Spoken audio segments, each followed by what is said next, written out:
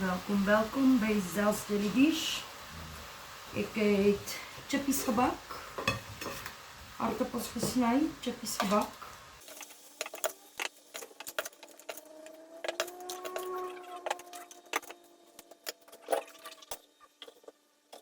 Skep jou vleisies bo op die chippies.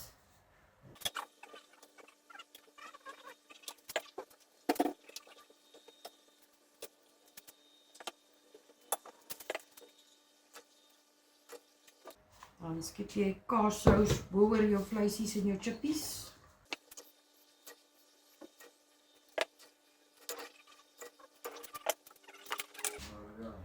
Dan sprinkel jy 'n bietjie kaas bo oor. Loaded cheese fries.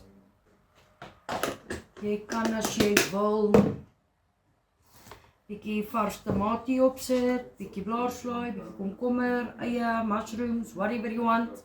Maar dit is wat ek het, so dit is wat ek gemaak het.